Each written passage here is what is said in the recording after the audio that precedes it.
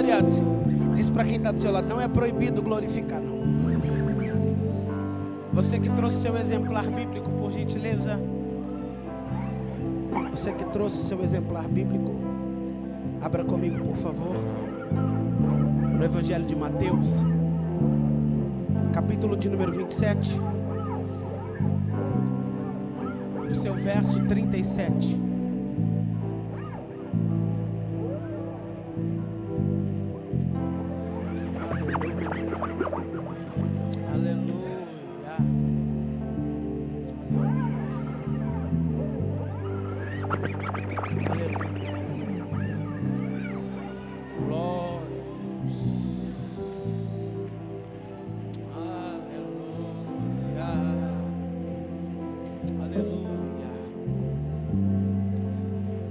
Acharam e pode dizer amém?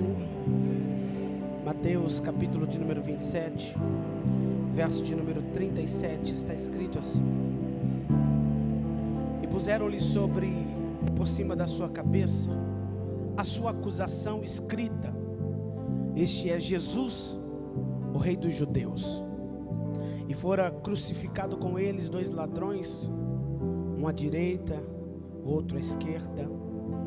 E os que passavam insultavam ele, sacudindo a sua cabeça e dizendo: tu que destrói o templo em 3 dias, e tu que destrói o templo e em 3 dias o reedificas, salva-te a ti mesmo. Se és tu o filho de Deus, desce da cruz. De igual modo, também os principais sacerdotes, zombando com os escribas e anciões, diziam: a outro salvou, a si mesmo não pode salvar? Se és o rei de Israel, desça agora da cruz, e nós acreditaremos nele. Ele confiou em Deus, libertá-o agora, se ele quiser, pois ele disse: eu sou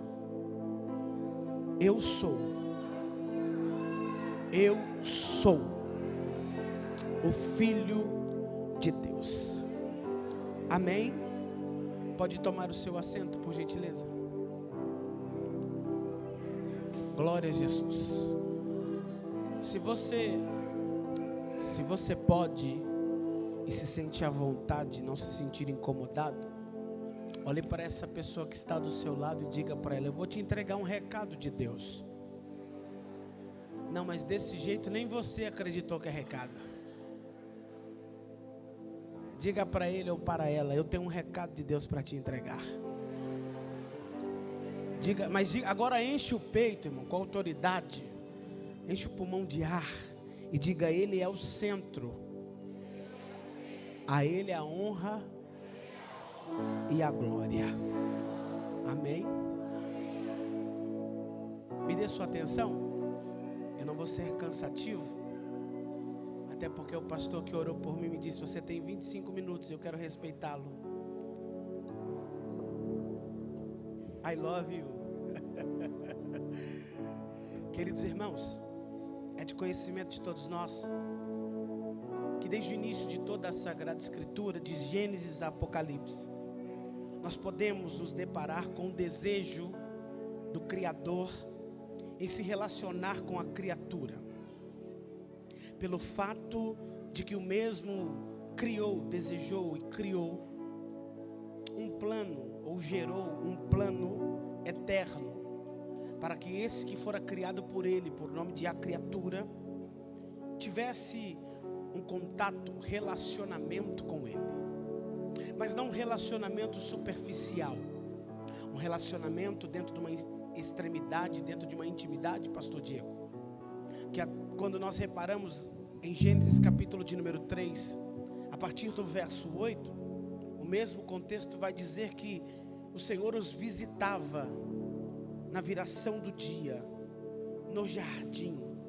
O Senhor se fazia presente com sua presença para ter ou relacionar-se com eles, de tão desejoso que era para o Criador estar próximo à criatura. Mas após isso, após algumas visitas, após um tempo de relacionamento, nós vamos continuar lendo o texto E lá nós nos deparamos com um dia que chamamos de a queda do homem. Quando o homem ou a criatura cai, se distanciando, se fazendo distanciar-se do Criador. E agora, nós podemos entender que, ou para compreender melhor o texto, a gente vai ver que existe uma necessidade de retrairmos, voltarmos um pouquinho atrás, no capítulo de número 1 inteiro. Lá nós nos deparamos no 1 e no 2 com o Criador formando a criatura. Nessa formação há um contato, desejo de estar, de ser, de relacionar. Capítulo 1 e 2, após a criação de tudo e todas as coisas. Capítulo 3, como já disse acima, acontece a queda. E agora, imagine comigo, por gentileza, imagine comigo o adversário da nossa alma, aquele que no capítulo de número 3 conseguiu entrar no cenário, introduzir a separação entre criatura e Criador, olhando para o contexto atual e dizendo assim, ó, pronto, conseguimos interferir no propósito do Criador. O Criador não é mais o centro da criatura. O Criador não tem mais o relacionamento puro como se tinha desde o início com a criatura. Conseguimos introduzir o pecado no que foi criado. Quem sabe a verbalização na eternidade ecoou dizendo: destruímos o plano original, arrebentamos com ele. A gente olha Isaías capítulo de número 59, versículo de número 2, o próprio contexto vai dizer: mas a vossa iniquidade faz a separação entre vós e o vosso Deus, e os vossos pecados encobrem o seu rosto de vós, para que não vos ouça. Agora, é necessário aquele que era o centro, aquele que era o que desejava relacionar-se, por ter ainda esse desejo aflorado de ter o contato com a criatura, vai precisar criar uma intervenção, colocar a sua intervenção em prática, para que seja restabelecido, reconectado, refeito, reorganizado tudo aquilo que foi rompido. Imagino eu que Satanás, Lúcifer, o inferno, começa a perceber uma pequena movimentação na eternidade. E quando eles começam a perceber essa pequena movimentação na eternidade, eles começam a indagar. Talvez, pastor Diego, uma conjectura minha, eles diziam: ué, mas já separamos eles, o que está acontecendo? O que está havendo do lado de lá, que está acontecendo uma pequena movimentação, sendo que nós já entendemos que conseguimos interferir no que foi proposto. Aí, irmão, eu vejo um rapaz, um grande homem, que o próprio texto diz que nascido de mulher foi o maior. Lá em João 1:29 dizer assim, ó, no dia em que João viu Jesus, viu que vinha para ele, ele disse: eis aí. Não sei se vale um glória, mas se você entender o que aconteceu e que movimentação foi essa, vai valer a pena. Porque estava tudo perdido, estava tudo acabado. Com todo respeito a esta casa de oração, não íamos participar desse culto. Já não tínhamos mais o direito de sermos chamados de filho. Houve uma ruptura entre nós que nos afastou do projeto original, daquele contato que tínhamos com Ele na eternidade. Alguém olha e diz: acabamos, destruímos. Aí lá vem João e vai dizer: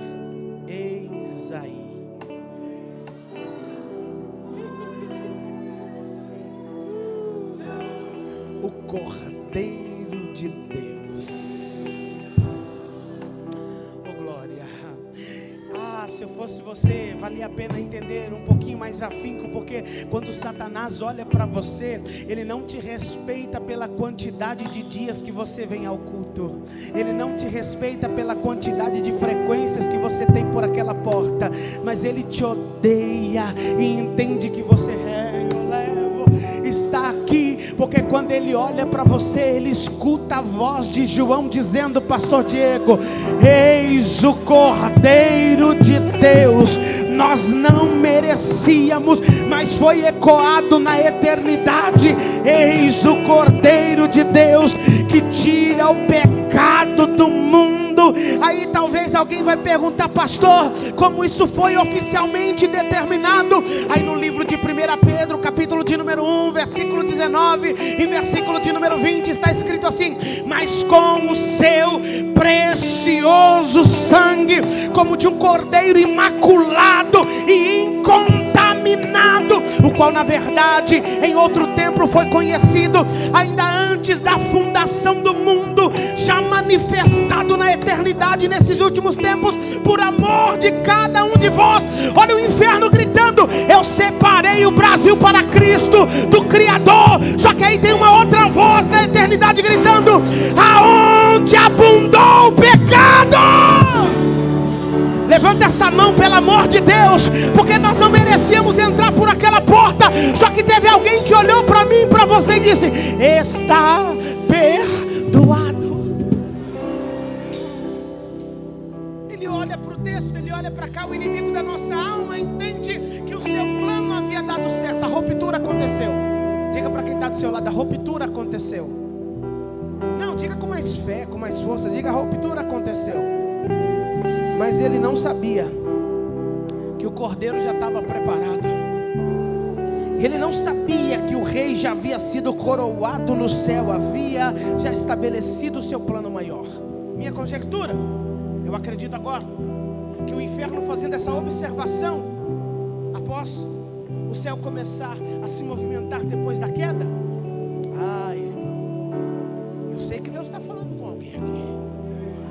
Após essa movimentação da queda, ele percebe e começa a indagar-se: que movimentação é essa, pastor Rafael, que o senhor está falando que talvez o senhor acredita que houve no céu? Mais ou menos isso, pastor Diego, se o senhor me permite conjecturar. Eu imagino ele sentado no seu trono, e a destra, porque aqui em Apocalipse diz a destra, à sua direita, a eternidade olhando para a queda, e o eterno olhando para o restaurador. Vou de novo, tá? A eternidade olhando para a queda, e o eterno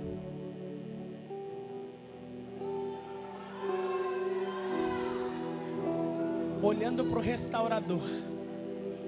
Eu imagino, irmão, por favor, deixa eu, não me tesoura não, como diz minha filha, não me tesoura não. Eu imagino Jesus, pastor, levantando a mão a destra, dizendo: Pai,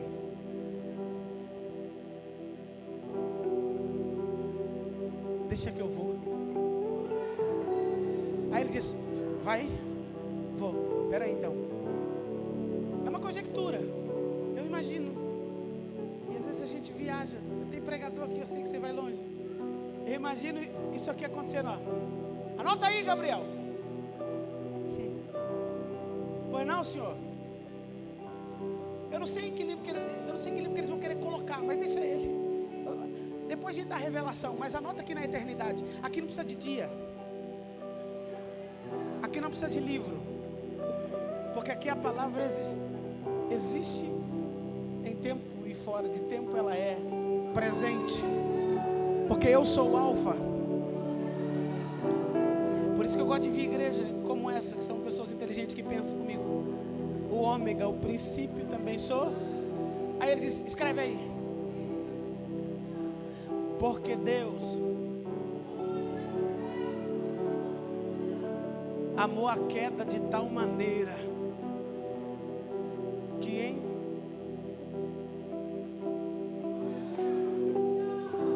enviou o seu Filho unigênito para todo aquele que nele crê, não pereça, mas tenha vida. Aí tem o 17, eu não posso falhar, pastor. Porque Deus enviou o seu Filho ao mundo, não para que julgasse o mundo, mas para que o mundo fosse salvo por Ele. Ele centraliza Cristo como aquele que tem a responsabilidade de trazer de volta o que estava longe. Eu tenho um recado para alguém aqui hoje. Eu tenho um recado para alguém aqui hoje. E enquanto eu estava estudando hoje, o Senhor falou isso ao meu coração. Eu não vou temer a falar, porque eu sei quando Ele fala comigo. Cristo permitiu você estar aqui hoje só para te lembrar. Eu vim para te trazer para perto de novo. Ele sabe a distância que você estava dele, mas Ele diz: é por isso que hoje eu permiti você estar aqui, porque eu desejei se aproximar novamente de você. O texto vai dizer que Ele vai descer, Filipenses capítulo 2 verso 7, mas esvaziou-se de si mesmo, tomando a forma de servo, tornando-se semelhante aos homens, iguais a eles na totalidade. E agora, Cristo encarnado na terra, vai executar o seu ministério aproximadamente 3 anos e meio. Esses 3 anos e meio que Ele vai cumprir o seu ministério, Cristo não deseja aparecer, mas toda vez que Ele aparece na concessão de colocar o Evangelho em destaque. Ele aparece para colocar ou estar no centro como o Salvador ou salvífico da nossa fé. Todas as vezes que Ele se apresenta para remissão ou como remissão do pecado daquele que confessa e deixa e deseja o segui-lo. Agora, o texto que nós lemos, Mateus capítulo de número 27, do verso 37 ao verso de número 43, o texto vai dizer que o fim do ministério de Cristo, ou o início do propósito, se aproxima. O fim do ministério terreno, mas o início do propósito eterno, porque Ele morreu a nossa morte para nos dar direito à sua vida. E quando isso acontece, nós percebemos que o texto vai nos levar ao Gólgota. E quando Jesus vai ao Gólgota, para que o propósito seja cumprido, executado, antes disso, Ele vai fazer o processo, o percurso da via dolorosa. E você sabe, eu quero passar rapidinho por aqui. E nesse caminho Ele peregrina, Ele anda, Ele caminha com uma cruz. E nessa cruz, levando ela até o lugar de ser crucificado, o texto me informa que o procedimento ou o processo até a chegada da crucificação, pastor Diego, vai ser doloroso, porque a sobrecarga do fardo que Ele carrega não é dele, e por isso se torna um fardo pesado a Ele, não para Ele, mas a Ele, porque Ele mesmo vai dizer em Mateus: vinde a mim todos vós que estáis cansados e sobrecarregados, porque eu vos aliviarei.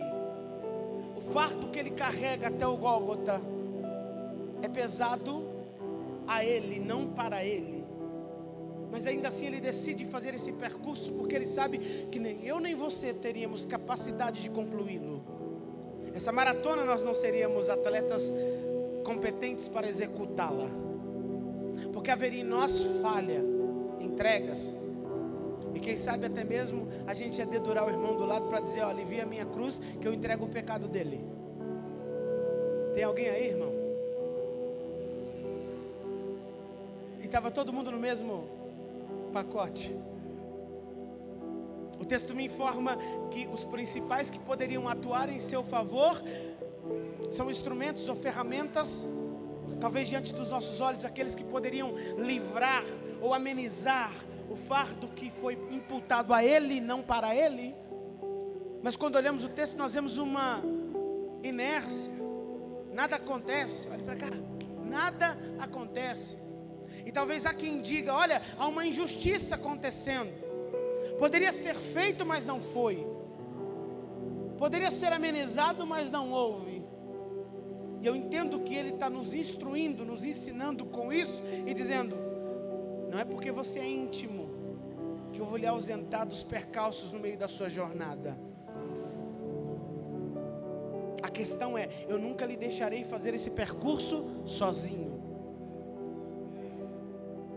Por mais que você não tenha condição de carregar, Ele vem, pastor José, e nos auxilia a caminhar mais um pouquinho para chegar até o ponto da promessa. Calma aí, já eu vou entrar no texto, aplicar, encerrar e a gente vai embora, tá? Mas aguenta, só um tiquinho só um tiquitinho. A irmã Evelyn que pôs um tema difícil. Foi ela, tema complicado, Jesus o centro. Eu nem chegar aqui e gritar: recebe o centro, não tem nada de centro. Tô falando dele aqui. Eu sei que vocês são bíblicos, então. Aí a gente olha para cá, dentro desse contexto, e vê Ele chegando no final do seu ministério, mas no início do propósito eterno. E quando Ele chega lá, o texto menciona a mim que Pilatos vai mandar escrever, vai mandar ser colocado, meu amigo Rafael, uma frase essa épica. Que frase é essa? Olha a frase, meu. Este é Jesus, o Rei dos Judeus. A imputação que é lhe dada não é para honra, é para sua vergonha. Porque Ele diz: os meus me rejeitaram. Mas ainda assim, carregando dor, marcas, pesos, Ele diz: eu sou o centro para receber toda a sua culpa. Eu ouvi um glória que mexeu comigo. Eu sou o centro que recebe todo o seu cansaço. Eu sou o centro que alivia toda a sua angústia. Eu continuarei sendo o centro. Irmão, e quando eu vejo Jesus sendo estabelecido e nomeado como o Rei dos Judeus, nós percebemos que esse título ou essa informação não é para honrá-lo, mas é para envergonhá-lo. Porque quando eles vão passar, escute-me, eu já vou terminar, dentro desses 3 anos e meio, homens, os mesmos que vão passar ao pé da cruz, pediram, pastor Diego: vai em casa, cura minha filha. Os mesmos que vão zombar, que passaram pela cruz, ouviram falar: olha, o tal de Jesus de Nazaré ressuscitou a Lázaro. Ele ressuscitou o filho de uma viúva. Esse Jesus cuspiu no chão, na terra, fez uma lama, passou nos olhos de quem não enxergava e foi formado globo ocular, e Ele deu vista ao que não enxergava. Esse Jesus, o tal do Rei dos Judeus, é ele mesmo? É. Quer mais?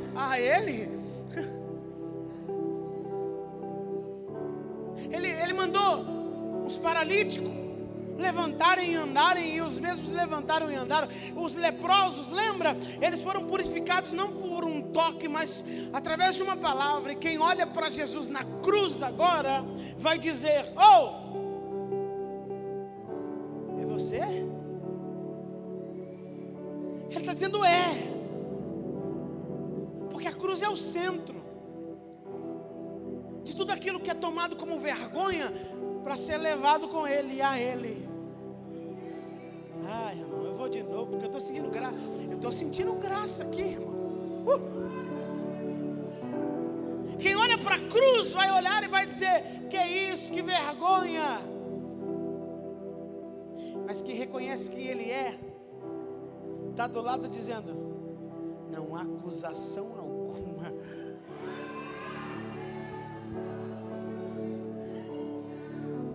Era eu condenado, era eu. E a cruz está lá onde?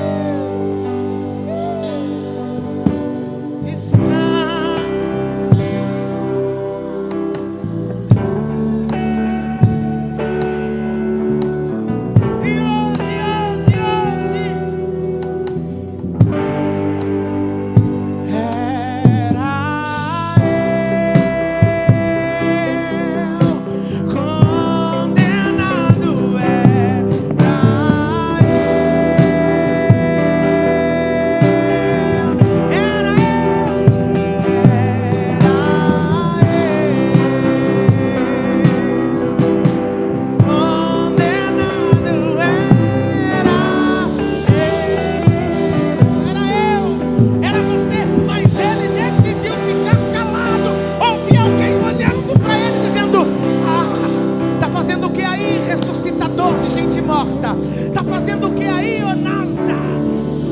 Está fazendo o que aí, limpador de lepra? Está fazendo o que aí, ô perdoador de pecado? E ele, pastor Diego, com respeito, meu amigo, olhava cada acusação e em silêncio respirava, transpirava, mas eu acredito que ele se lembrava da fala que foi ecoada na eternidade. Qual? Porque Deus amou o mundo de tal maneira que enviou o seu Filho. Meu irmão, pega na mão desse crente aí, pelo amor de Deus. Pega na mão desse crente que está do seu lado, pelo amor de Deus, porque se ele não está sentindo, ele vai sentir agora o que você está sentindo. Porque hoje tem uma graça descendo sobre essa casa de oração. E hoje o céu fala comigo que o perdão está sendo estabelecido dentro desse lugar. Há uma liberação de perdão, há uma liberação de perdão, porque ele levou sobre ele toda a acusação. Já não somos condenados, somos salvos.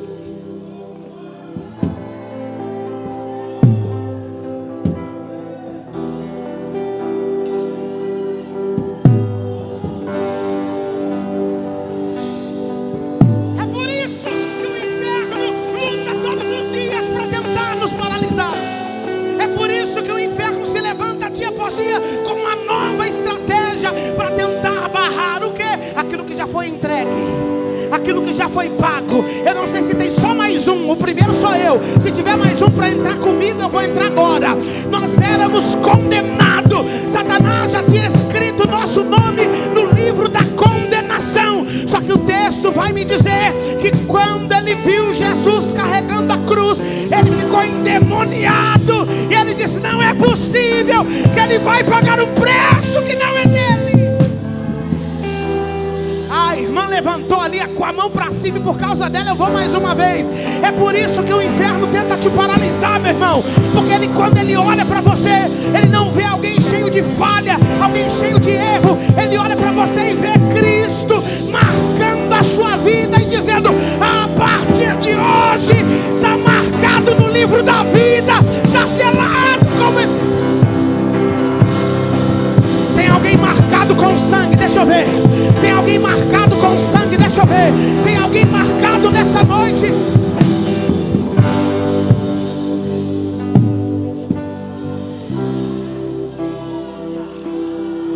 Aleluia.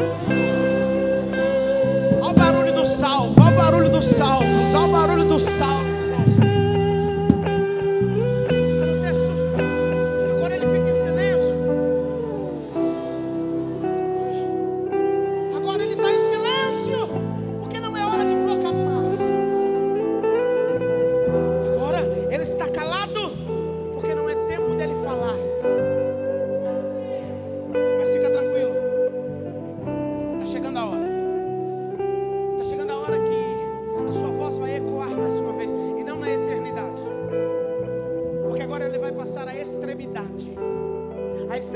Do eterno tornando ao físico, ao natural.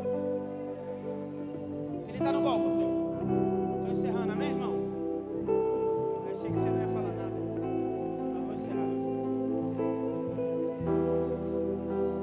Isso porque o pastor falou que estava ansioso para me ouvir. Ele levantou até a mão, amém? Está amarrado. Vamos lá. Minha esposa, ajuda no glória, meu filho, está difícil. Agora ele fica em silêncio.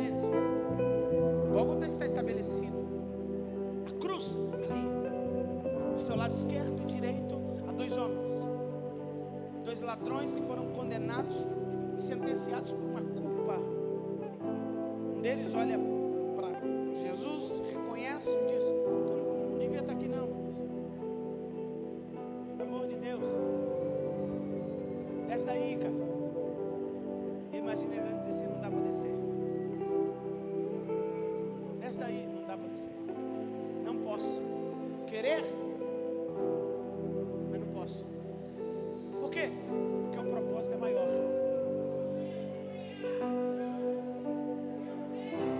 Eu sou o centro. O propósito é maior. Eu sou o centro. Aí, olha o texto. Ele não fala nada. Ouve quem ele curou, quem ele perdoou, quem ele ofereceu por si a vida. Dizer: ei, tu não é aquele Jesus que curava? Viu? Vou usar suas palavras. Tu não disse que tu és o Filho de Deus? Que em 3 dias destrói e reedifica o templo? Se é você mesmo, salva-te a ti mesmo. Desce daí. Aí eles vão apelar um pouquinho mais. Tu que disse que veio salvar a tantos, não consegue salvar a você mesmo?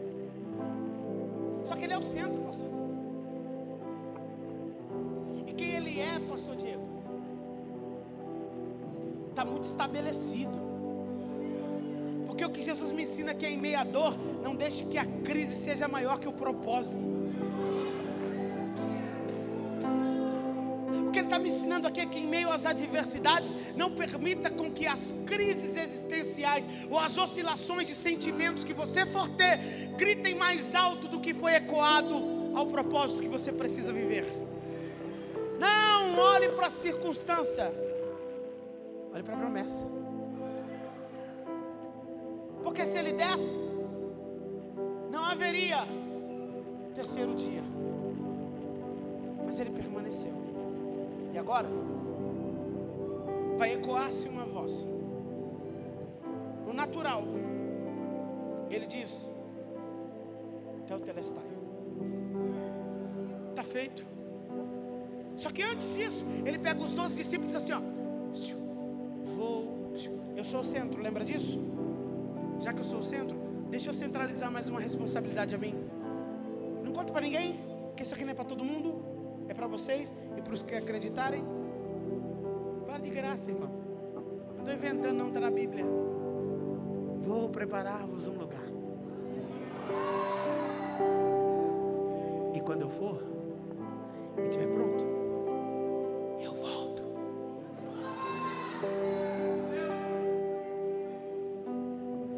Volto para buscar vocês. Mas fica em Jerusalém. Fica em Jerusalém. Porque em Jerusalém vocês vão ser rever.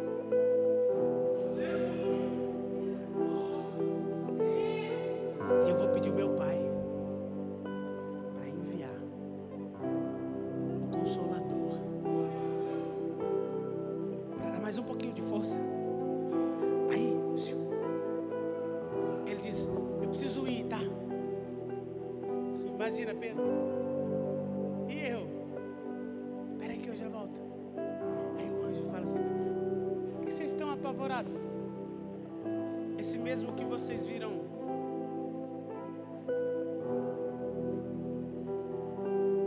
vai voltar. Irmã Evelyn, acabei, tá? Ó, agora é a hora do grito. Eu não sei se você acredita, eu vou pregar porque me deram esse tema. Você também não é obrigado, tá? Salmo de número 24, de número 7. Está escrito assim. Ele subindo, pastor Diego, ele subindo. Alguém lá em cima no portão celestial olha para o... Opa!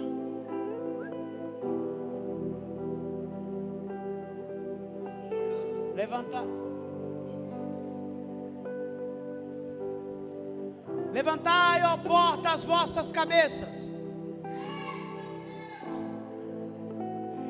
Levantai, ó entradas, porque entrará o Rei da Glória. Alguém pergunta lá atrás: quem é o Rei da Glória? Nós não vimos ninguém lá embaixo recebendo o título de Rei da Glória. O único título que foi imputado lá embaixo era Rei dos Judeus. Aí alguém lá em cima vai gritar e vai dizer: o Senhor forte e poderoso, o Senhor poderoso na guerra. Levantai, ó porta, as vossas cabeças. Levantai-vos, ó entrada eterna, porque agora nós veremos entrar quem? O Rei, o Rei, o Rei da Glória. Quem é o Rei da Glória? O Senhor dos Exércitos. Ele é o Rei da Glória. Pastor Rafael, mas e se eu não ver o Rei da Glória? Eu estou aguardando esse dia chegar, eu estou aguardando esse momento chegar. Se estivermos vivos, Mateus capítulo de número 24, versículo de número 30. Então aparecerá no céu um sinal, o do Filho do Homem. Tem um que acredita junto comigo, então por causa dele eu vou dizer de novo. Então aparecerá no céu, meu amigo Rafael, o sinal do Filho do Homem, e todas as tribos da terra se lamentarão e verão o Filho do Homem vindo sobre a nuvem do céu com poder e grande glória. Quem olhou e disse é Rei do Judeu, vai ter que dizer: Ele é o Rei da Glória, Ele é o Rei da Glória, Ele é o Rei da Glória, Ele é o Rei da Glória, Ele é o Rei da Glória, Ele é o Rei da Glória, Ele é o Rei da Glória. Eu não sei se você acredita, teve alguém que desacreditou, mas a minha Bíblia diz que todo olho verá, toda língua confessará que Jesus Cristo, Ele é. Levanta Levanta sua mão para cima que eu termino profetizando. Pastor Rafael, mas e se eu não estiver vivo até o arrebatamento? Então lá vai. Essa palavra é para confortar o seu e o meu coração. 1 Tessalonicenses capítulo de número 4, versículo de número 16 e 17. Pois é dada a ordem com a voz do arcanjo, e ressoará a trombeta de Deus, aonde o próprio Senhor descerá do céu, e os mortos em Cristo Jesus ressuscitarão primeiro. Logo em seguida, nós quem, pastor Diego? Nós, os que estivermos vivos sobre a terra, seremos arrebatados. Eu não sei se tem mais alguém que acredita que ele é o centro, porque quem acredita que ele é o centro, acredita no arrebatamento da igreja. E se você acredita no arrebatamento da igreja, me dá um sinal nessa noite que você está dentro dessa casa. Pega na mão desse crente aí, levanta a mão dele e diz: espera o arrebatamento, porque ele é o centro da igreja, ele é o dono da casa, ele é o dono da sua vida, ele é o dono da minha vida. Ele é.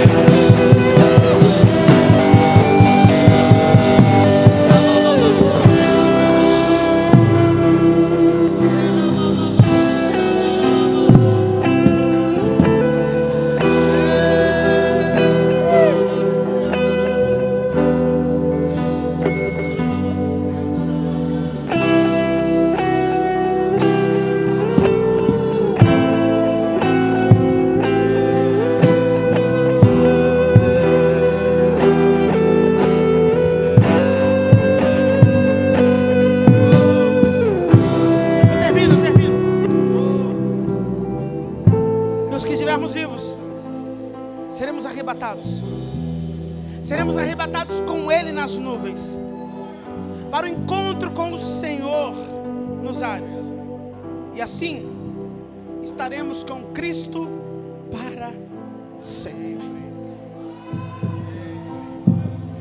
Ele se tornou centro no silêncio do momento, para ser o centro da eternidade para conosco.